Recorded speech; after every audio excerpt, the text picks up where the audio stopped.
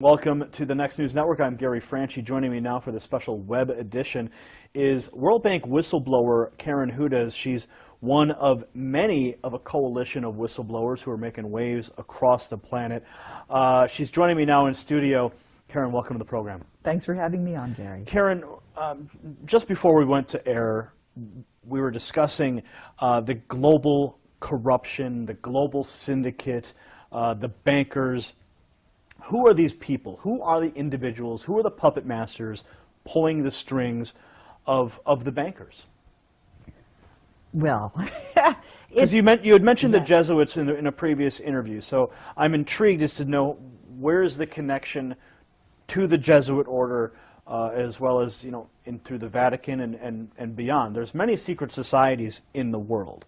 Many people speak of the Illuminati and the Masonic orders, the Order of the Garter, many of these super elite organizations that operate in secrecy. So I know I've named a few already, but if you could help us elaborate on these points, who are the people pulling the strings?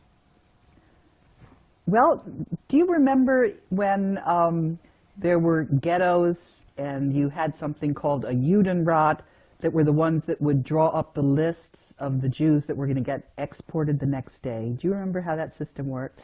Well, it was a little before my time, but history would dictate what happened in those ghettos. So elaborate, please. These were traitors to their people who were helping because they thought they were going to save themselves. That's maybe why they did that, but it doesn't matter what their motives were. They were doing the work against their people. Now, think of this as an elaboration on a larger scale, and what we're dealing with actually is humanity and the elite, the secret societies, the Vatican. They're traitors to humanity, because the one at the very core that's pulling the strings is a different species. They're not the human race. They're called Homo capensis. They have been on Earth together with humanity for before this ice age. And the reason I know about this is because I was trying to help out a movie producer who couldn't get his movie. It was called The Banksters Made Off with America, Edmund Drille.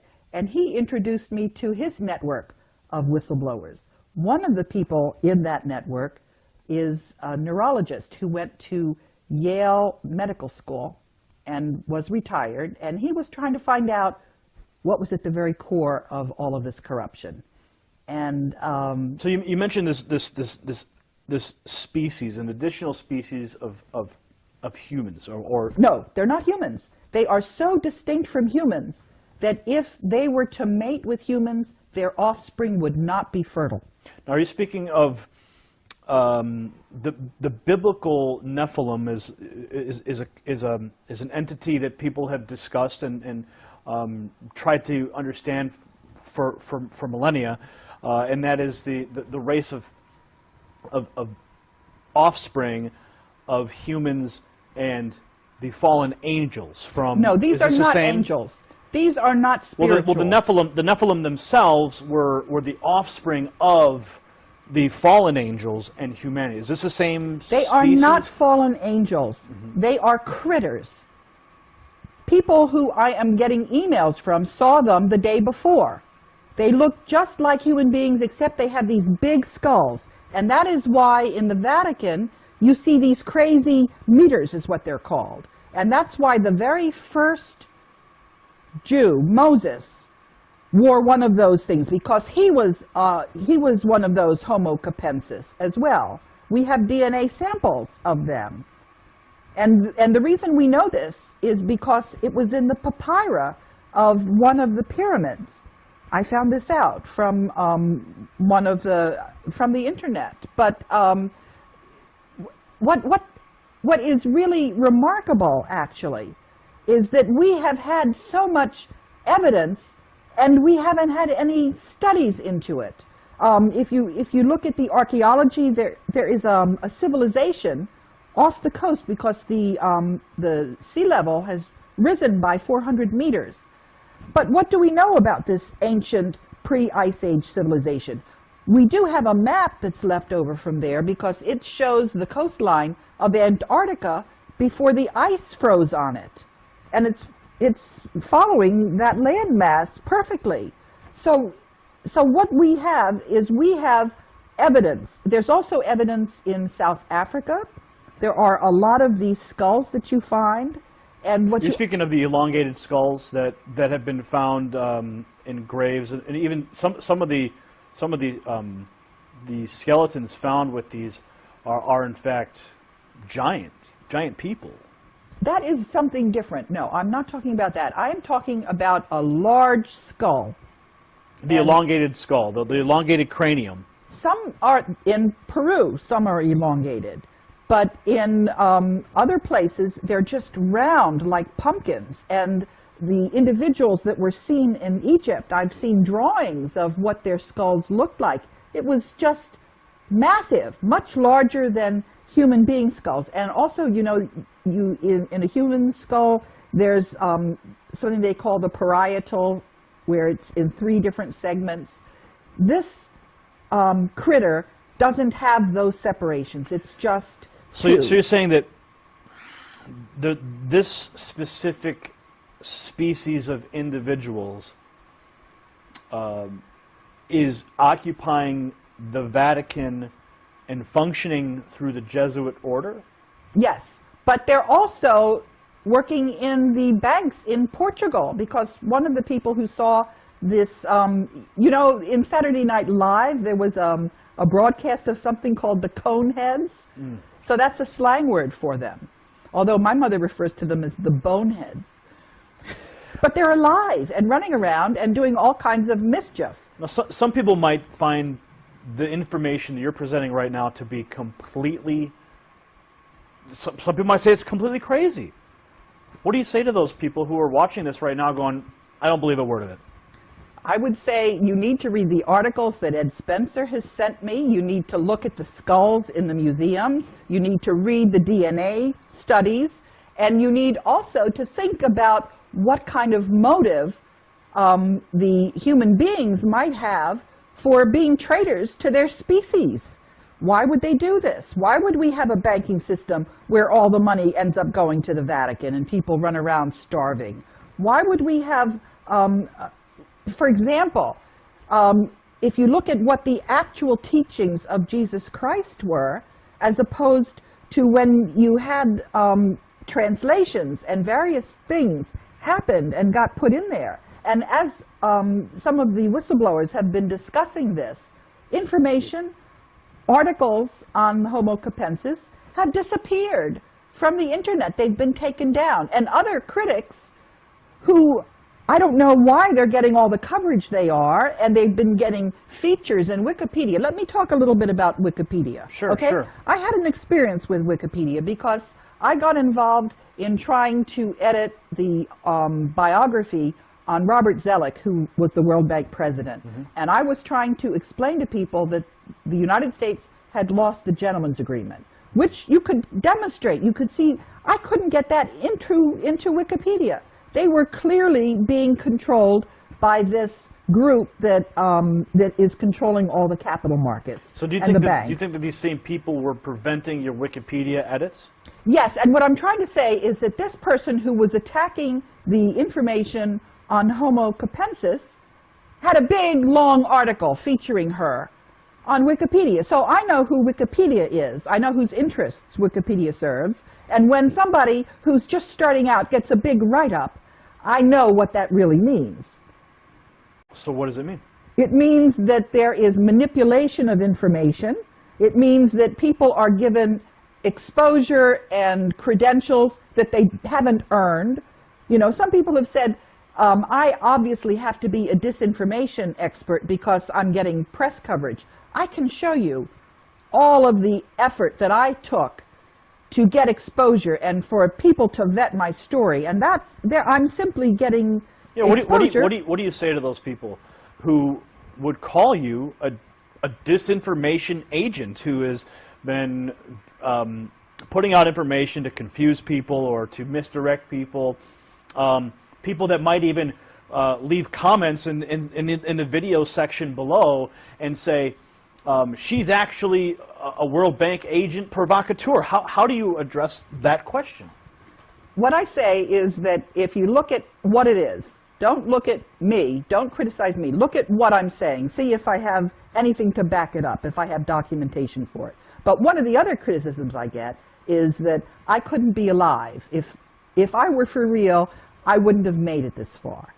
And the answer that I have to that is I say, I have always been working in a team of whistleblowers. If something happened to me, it was just going to blow up what I was trying to uncover, because I was talking about a cover-up of corruption. I didn't have a document, any one document I needed to reveal.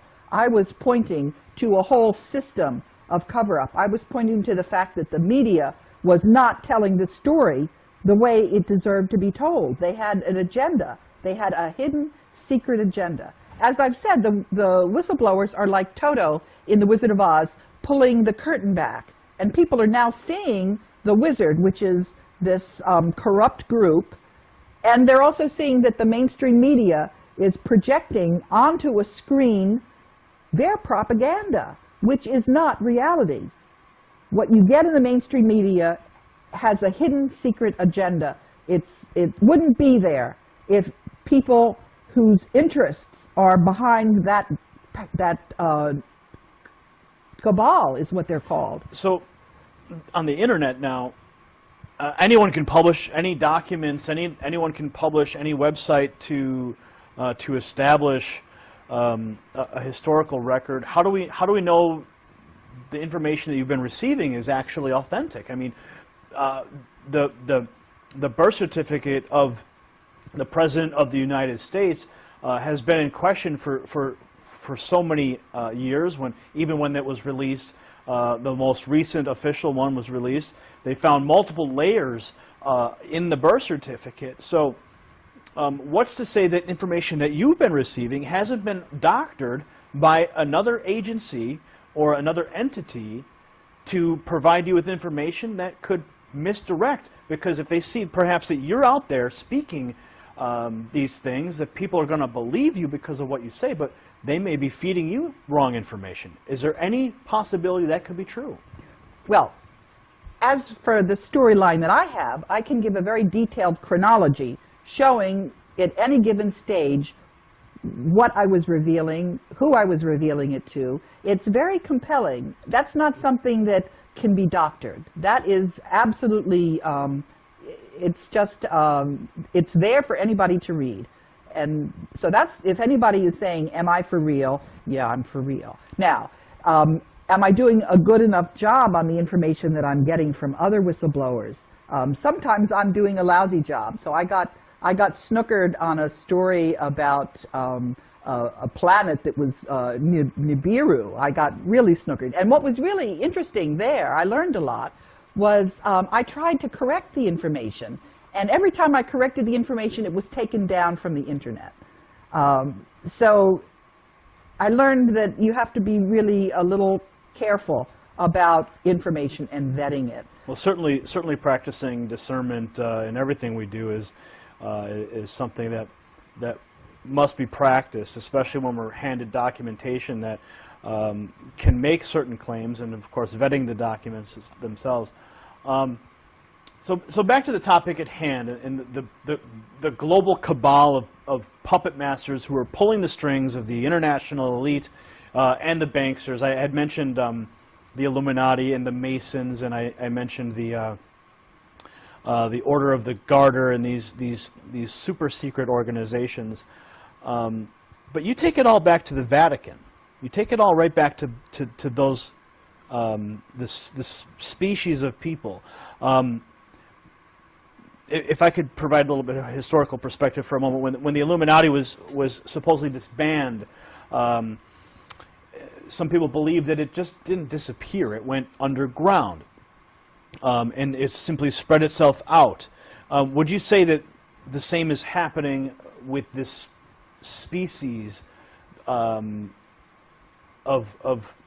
you know, I would say, you say they're not human, but for lack of better words, I'll say they're a species of humans.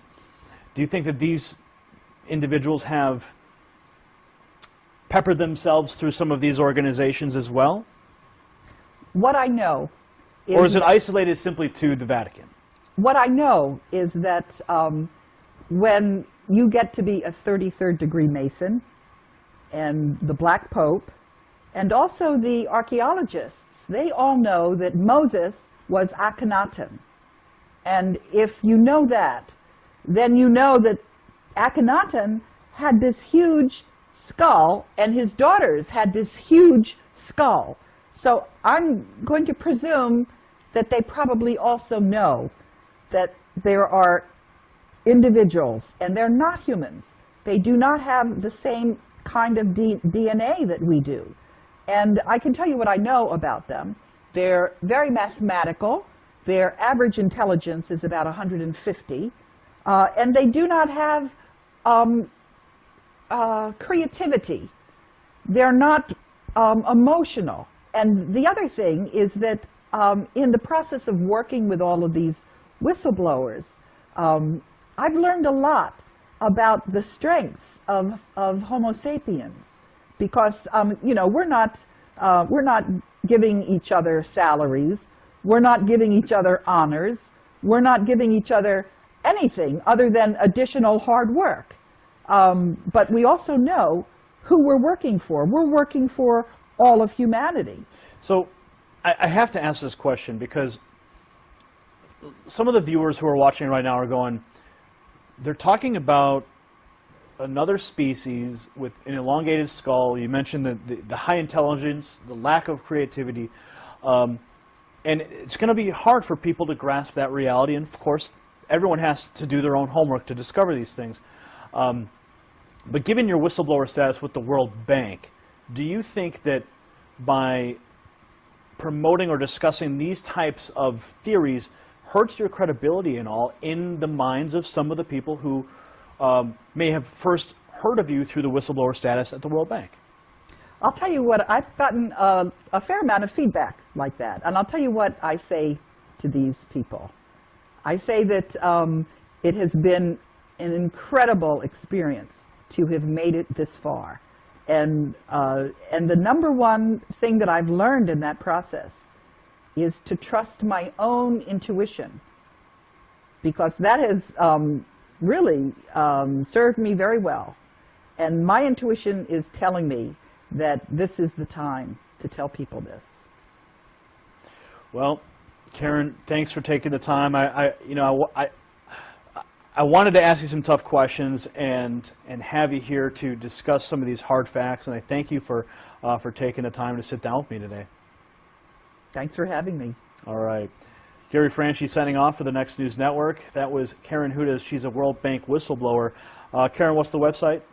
My website is www.kahudes.net, but just Google me and you'll find all kinds of stuff. All right, you heard it here. Google Karen Hudes. You'll find out more. As always, research the facts for yourself. Discover. Discovery on your own is always going to be the best. And like Karen says, listen to your intuition.